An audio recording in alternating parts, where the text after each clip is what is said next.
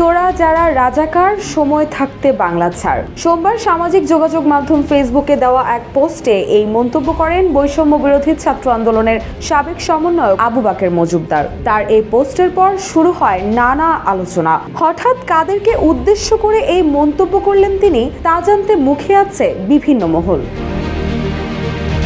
পোস্টে আবু বাকের লিখেন, তোরা যারা রাজাকার, সময় থাকতে বাংলা ছাড়। লাখো শহীদের রক্তে কেনা দেশটা কারো বাপের না। গোলাম আজম, তুই রাজাকার, বাংলা কি তোর বাপদাদার? যমুনা ইলেকট্রনিক্স ঈদে ডাবল খুশি অফার সিজন 3, যে কোনো পণ্য কিনলেই পাচ্ছেন নিশ্চিত ঈদ উপহার।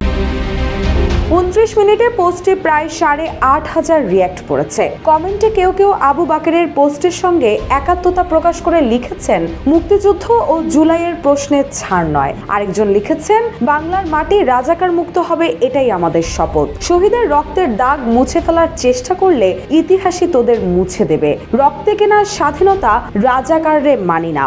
বাংলা মায়ের সন্তান আমরা, ভয় কাকে জানি না। যাদের হাতে লেগে আছে বিশ্বাসঘাতকতার কালি, তারা যেন বাংলার আকাশে নিঃশ্বাস নিতে না পারে, এটাই তো শহীদদের প্রতি শ্রদ্ধা।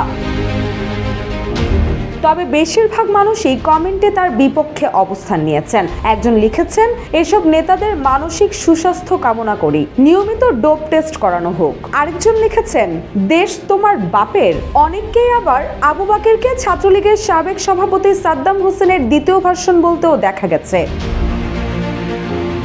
এদিকে এই পোস্টের ঠিক 1 ঘন্টা পরেই আরও একটি পোস্ট দেন আবু বাকের। ওই পোস্টে তিনি লিখেন, হাসিনাকে সরায়া গোলাম আজমের জন্য আমরা জুলাইয়ে রক্ত দেই নাই। তবে হঠাৎ কাদের উদ্দেশ্যে তিনি এমন মন্তব্য করছেন, সে বিষয়ে এখনো স্পষ্ট কোনো বার্তা তাকে দিতে দেখা যায়নি।